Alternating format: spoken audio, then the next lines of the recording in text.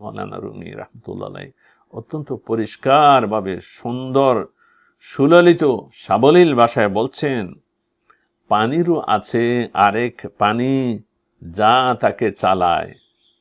পানিকে যে চালায় তার মূলে আরেক পানি আছে, সেই পানি ওই পানিকে চালায়। রুহেরও আছে আরেক রুহ, প্রাণেরও আছে আরেক প্রাণ। প্রাণ নিয়ে দেহ চলে, কিন্তু প্রাণকে নিয়ে চলে। বলছে যে ওই প্রাণের আরেকটা প্রাণ আছে, ডেকে ডেকে যায়। আমি তো এই বস্তু, ঘর সংসার, খাওয়া দাওয়া, জীবনের যা যা প্রয়োজন, এগুলো ছাড়া তো আমি চলতে পারি না, এগুলো ত্যাগ করে তো আমি যেতে পারি না। এর সাথে তো আমি গেঁথে আছি। তা আমি কিভাবে উড়াল দেব? কিভাবে আমার রূহকে বস্তুগত দেহের বাগান হতে বিচ্ছিন্ন করতে পারবো? মৌলানা পদ বাতলে দিচ্ছেন, যদি তুমি আল্লাহর সান্নিধ্যের ঝর্ণা হতে পবিত্র জীবন লাভ করো, আল্লাহর আদেশ নিষেধ পালনের মাধ্যমে সংযমী সুন্দর জীবনের অধিকারী হও, তাহলে বস্তু সর্বস্ব বাগানে বিচরণ করেও তুমি তার সান্নিধ্যের স্বাদ পাবে। অত্যন্ত গুরুত্বপূর্ণ কথা। যদি আল্লাহর হুকুম আহকাম বিধিবিধান সঠিকভাবে পালন করেন এবং জ্ঞানে আল্লাহকে সর্বক্ষণ নিজের মধ্যে পাওয়ার চেষ্টা করে, তাহলে এই বস্তু জগতের মধ্যে থেকেও আল্লাহর সান্নিধ্যের সন্ধান পাবে। বস্তু সর্বস্ব জীবন তোমাকে নিজের মধ্যে আটকে রাখতে পারবে না। কাজটি কঠিন মনে হলেও একেবারে সহজ। মৌলানা বলছেন একেবারে সহজ। বস্তু জগৎ থেকে, বস্তুর আকর্ষণ থেকে আমি নিজেকে কিভাবে বিচ্ছিন্ন করব? এই বস্তু তো, এই আকর্ষণ তো আমাকে ছাড়তে চায় না এবং আমিও ছাড়তে পারি না। মৌলানা বলছেন যে না, একটু ধৈর্য ধরো। এই যে বাচ্চারা মায়ের কোলে দুধ খায়, 2 বছর পূর্ণ হলে মায়ের কোলে মায়ের বুকের দুধ খায় অথবা ধাত্রীর দুধ খায়, সেখান থেকে বাচ্চাকে বিচ্ছিন্ন করতে হলে, দুধ ছাড়াতে হলে একটু কষ্ট লাগে, নিজেও বিব্রত বোধ করে এবং বাচ্চাও কান্নাকাটি করে, বিব্রত হয়। কিন্তু কষ্ট করে 1-2টা দিন যদি বিচ্ছিন্ন রাখা যায়, তাহলে ওই বাচ্চা আর দুধের জন্য লালায়িত হয় না, দুধে আর ফিরে আসে না, বরং স্বাভাবিক খাবারে অভ্যস্ত হয়ে যায়। তুমি তোমার স্বভাবকে, মৌলানা বলছেন, তুমি তোমার স্বভাবকে নফসে আম্মারার বুক হতে বিচ্ছিন্ন করো। নফসের কামনা বাসনার আকর্ষণ থেকে সাময়িকভাবে বিচ্ছিন্ন করো। দেখবে আল্লাহর দয়ার আশ্রয়ে তোমার মন ও জীবন আলোময় সুভাষিত হবে। আউযু বিল্লাহি মিনাশ শাইতানির রাজিম। বিসমিল্লাহির রহমানির রহিম। আশা করি আপনারা ভালো আছেন। আমরা মসনবী পাঠের আসরে এর আগের ভিডিওতে মুসা আলাইহিস সালামের সাথে ফেরাউনের জাদুকরদের যে লড়াই হওয়ার কথা, সেই প্রসঙ্গে আলোচনা করতে গিয়ে মৌলানা রুমি রহমতুল্লাহ আলাইহি একটি গল্পের অবতারণা করেছিলেন। সেই গল্পটি হলো অন্ধের হাতি দেখা। মৌলানা রুমি রহমতুল্লাহ আলাইহির স্বভাব হলো, তিনি তার গল্প বলার সাথে সাথে যে কোনো একটা ছুতায় যদি সুযোগ পান, তাহলে তিনি ওই দিকে ছুটে যান। ছুটে গিয়ে তার যে জীবন দর্শন, যে মানুষকে যে তৌহিদের জ্ঞান দান, দিব্যি চক্ষু খুলে দেওয়ার যে জীবন দর্শন প্রচেষ্টা, সেটা নিয়ে তিনি ব্যস্ত হয়ে পড়েন। এখানেও হাতির গায়ে যে হাত বুলাইছে বলছে, এই হাত নিয়ে তিনি অন্য প্রসঙ্গে চলে গেছেন। কিভাবে দেখেন, কাফে দাস্ত, দাস্ত মানে হাত, আমরা দাস্তে মোবারক বলি না, দস্ত মানে হাত, আর কাফ মানে তালু। এই কাফে দাস্ত বলতে হাতের তালু যেমন বোঝায়, অনুরূপভাবে সাগরের উপরতল, সমুদ্রের উপরে পানির যে উপরের স্তর আছে, সেই উপর তলটাকেও এবং সেই উপর তলের উপর যে ফেনা রাশি জমে থাকে, সেই ফেনা রাশিকেও কাফ বলা হয়। মৌলানা সেখানে চলে গেছেন। হাতের তালু থেকে ওই কফ শব্দের একটা সূত্র পেয়ে তিনি চলে গেছেন সাগরে। তিনি বলেন, অন্ধলোকের বা অন্ধকারে লোকদের হাতের তালু দিয়ে যেমন হাতির সঠিক পরিচয় জানা অসম্ভব, অনুরূপ যে চোখ দিয়ে সাগরের উপর তলের ফেনারাশি দেখা যায়, তা দিয়ে হাকিকতের সাগর দেখা অসম্ভব। মৌলানা বলেন, দিনরাত সাগরের উপর ফেনারাশি তরঙ্গায়িত থাকে। এই ফেনারাশি উৎপন্ন হয় সাগরের পানি থেকে। বিস্ময়কর ব্যাপার হলো, তুমি ফেনারাশির তরঙ্গ দেখো, অথচ ফেনার নিচে যে সাগর, সে সাগর তুমি দেখো না। মৌলানা ফেনা বলতে এখানে বস্তু জগতের যে রূপক বিচিত্র দৃশ্য আমরা দেখি সেটাকেই তিনি বুঝিয়েছেন। অর্থাৎ আমরা বস্তু জগতের বিচিত্র দৃশ্য প্রপঞ্চ আমরা দেখি, কিন্তু এই বস্তু জগতের বৈচিত্র্য বিভিন্ন জিনিস যেখান থেকে যে হাকিকত থেকে উৎসারিত হয়েছে সেই হাকিকত বোঝার চেষ্টা করি না, সেই হাকিকতে যাওয়ার বাসনা আমাদের মধ্যে সৃষ্টি হয় না। তিনি সাগর এবং সাগরের উপরতল, উপরতলের উপর যে ফেনা রাশি তার মধ্যে কি তফাৎ আছে সেদিকে দৃষ্টি আকর্ষণ করে বলছেন, চশমে দারিয়া দিগার আস্তু কাফে দিগার কাফ বেহেল ওয়াজ দিদায়ে দারিয়া নেগার। সাগরদর্শী চোখ আলাদা, যে চোখ দিয়ে সাগর দেখা যায় সেই চোখ আলাদা, ফেনা রাশি দেখার চোখ পৃথক, আর ফেনা রাশি যে দেখে পৃথক। ফেনা দেখার চোখ ছেড়ে খুঁজে নাও সাগর দেখার চোখ। যে চোখ দিয়ে ফেনা রাশি দেখা যায় সেই চোখ ছেড়ে তুমি ভিতরে যে সাগর আছে, পানির অথই সমুদ্র আছে, সেটা দেখার চোখ খুঁজে নাও। মা চোকিস্তি হাম্বার মিজানিম তীরে চশমি মুদারা বে রোশানি। জাহাজের মতো চলি আমরা পানির উপরিভাগে।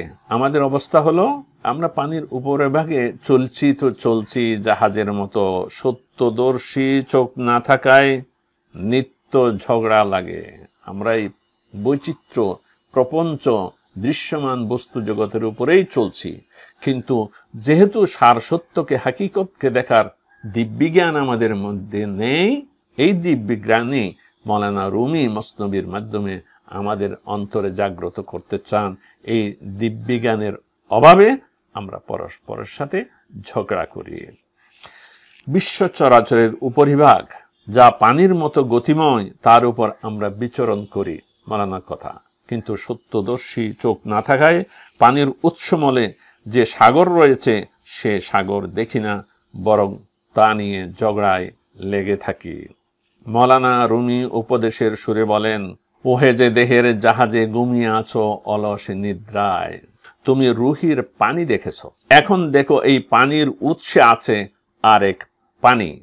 বাহ্য দৃষ্টির লোকেরা কেবল সৃষ্টি লোকের নানা প্রপঞ্চ ও আকৃতি দেখে। তারা দেখে বস্তু জগতের এই যে অবয়ব বা জাহাজ, তা চলছে একটি শক্তির বলে, যার নাম প্রাণ। এই প্রাণ আছে বলেই দেহগত জাহাজ চলছে। প্রাণবায়ু বেরিয়ে গেলে জীবন প্রদীপ নিভে যাবে, জীবনের যাত্রাপথ থেমে যাবে।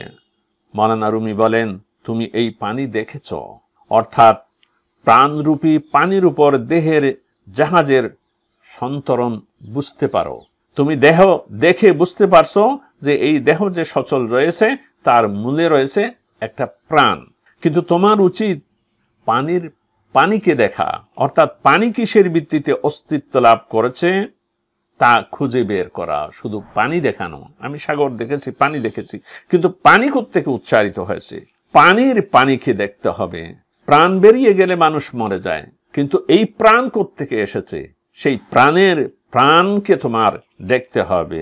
অবরা বিস্তু কুমি রানাদাস রোহরারো হিস্তু কুমি খানাদাস। মৌলানা রুমি রাহমাতুল্লাহ অত্যন্ত পরিষ্কার ভাবে সুন্দর সুললিত সাবলীল ভাষায় বলছেন, পানিরও আছে আরেক পানি যা তাকে চালায়।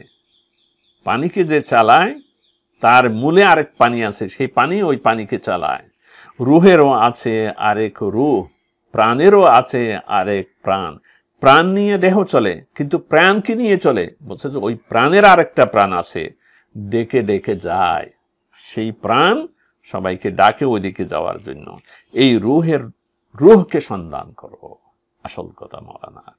এই রুহের যে রুহ আছে, প্রাণের মূলে যে প্রাণ আছে, সেই প্রাণকে সন্ধান করো, তাহলে সেখানে তার সন্ধান পেয়ে যাবে। সেখানে তুমি অনন্তের অতলান্তে হারিয়ে যাবে। দেখবে যে সেই হাকিকতের দেশে একা তিনি ছাড়া আর কেউ ছিল না। সুবহানাল্লাহ। ঈসা ও মুসা আলাইহিস সালাম ছিলেন না আদম ও হাওয়া। মাওলানা বলেন, একথা যে বললাম তাও অপূর্ণাঙ্গ, ত্রুটিপূর্ণ। কখনো সাগর, কখনো হাতি, কখনো বা বিহঙ্গের সাথে তাকে তুলনা করাও অবান্তর অন্যায়। সমস্যা হলো, কোনো ইনসানি কামেল আল্লাহর ওলিও যদি হাকিকতের কথা তোমার কাছে আকারে ইঙ্গিতে বলেন, তুমি যেহেতু আগাগোড়া বস্তুর মাঝে ডুবে আছো, সেহেতু তুমি তার বাহ্যিক অর্থ ও ব্যাখ্যায় গ্রহণ করবে, তার হাকিকত ও মর্মার্থের গভীরে গিয়ে বুঝবার চেষ্টা করবে না। এর উদাহরণ ছোট ছোট গাছপালার। আর তোমার জীবনটা মাটির সাথে প্রতীত, গেঁথে আছে মাটির সাথে। যখন আল্লাহর কালামের মৃদুগন্ধ প্রবাদ সমীরণ প্রবাহিত হয়, তখন তুমি মিশামিশি মাথা নাড়ো। বাতাস যখন আসে, ওই গাছ, ছোট ছোট গাছের উদ্ভিদগুলো মাথা নাড়ে, দোল খায়। আল্লাহর কালামের সত্য হাকিকতের দিব্যজ্ঞানের কথা যখন বলা হয়, মাওলানা বলছেন যে তুমিও বুঝবার একটা ভান করে বলো যে হ্যাঁ হ্যাঁ আমি বুঝছি। ভাব দেখাও যে আল্লাহর কালামের হাকিকত আমি বুঝেছি। এই বস্তু কেন্দ্রিক অবস্থা হতে উত্তরণের শক্তি তোমার নাই। অথচ বস্তু সর্বস্ব, জীবন অতিক্রম করে রুহানি জগতে উড়াল দেয়া যায়। ওই হাকিকত, ওই সারসত্যকে বুঝতে হলে বস্তু কেন্দ্রিক যে জগৎ এবং জীবন তাকে অতিক্রম করে সেই ঊর্ধ্বলোকে তোমাকে পাড়ি দিতে হবে। পাড়ি দেওয়া মানে কি? উড়াল দেওয়ার মানে কি? এই শরীর নিয়ে সেদিকে উড়াল দেয়া না, তোমার মনকে, চিন্তাকে, চেতনাকে সেই দিকে ধাবিত করতে হবে। এখন প্রশ্ন হলো, একটা প্রশ্ন, আমার জীবন যখন এই বস্তু জগৎ ও দেহ সর্বস্বতার সাথে ওতপ্রোতভাবে জড়িত, আমি তো এই বস্তু, ঘর সংসার, খাওয়া দাওয়া, জীবনের যা যা প্রয়োজন, এগুলো ছাড়া তো আমি চলতে পারি না, এগুলো ত্যাগ করে তো আমি যেতে পারি না, এর সাথে তো আমি গেঁথে আছি। তা আমি কিভাবে উড়াল দেব? কিভাবে আমার রূহকে বস্তুগত দেহের বাগান হতে বিচ্ছিন্ন করতে পারবো?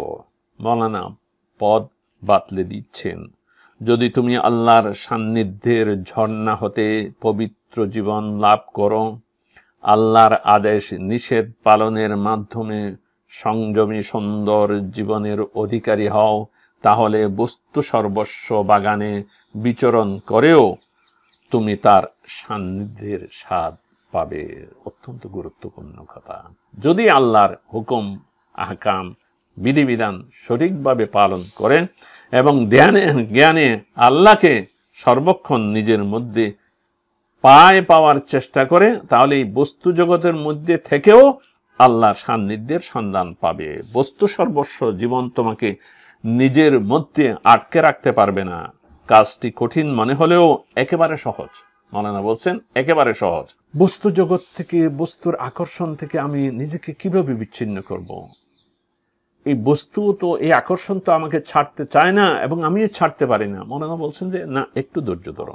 এই যে বাচ্চারা মায়ের কোলে দুধ খায়, 2 বছর পূর্ণ হলে মায়ের কোলে, মায়ের বুকের দুধ খায় অথবা ধাত্রীর দুধ খায়, সেখান থেকে বাচ্চাকে বিচ্ছিন্ন করতে হলে, দুধ ছাড়াতে হলে একটু কষ্ট লাগে, নিজেও বিব্রত বোধ করে এবং বাচ্চাও কান্নাকাটি করে, বিব্রত হয়। কিন্তু কষ্ট করে 1-2টা দিন যদি বিচ্ছিন্ন রাখা যায়, তাহলে ওই বাচ্চা আর দুধের জন্য লালায়িত হয় না, দুধে আর ফিরে আসে না, বরং স্বাভাবিক খাবারে অভ্যস্ত হয়ে যায়।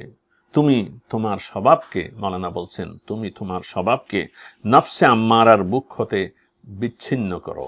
নফসের কামনা বাসনার আকর্ষণ থেকে সাময়িকভাবে বিচ্ছিন্ন করো। দেখবে আল্লাহর দয়ার আশ্রয়ে তোমার মন ও জীবন আলোময় সুভাষিত হবে। আমরা যাতে এইভাবে আমাদের নফসের বস্তুগত আকর্ষণের টান থেকে, আকর্ষণ থেকে নিজেকে বিচ্ছিন্ন করতে পারি, বিচ্ছিন্ন করে আল্লাহর দিকে ধাবিত হতে পারি, আমাদের মন ধ্যান যাতে আল্লাহর দিকে নিবেদিত হয়, সেই তৌফিক কামনা করে আজকের আলোচনা এখানেই শেষ করছি। সামনের আসরেও আপনাদের সঙ্গ পাওয়ার আশা পোষণ করছি। ওয়া আখিরু দাওয়ানা আনিল হামদুলিল্লাহি রাব্বিল আলামিন।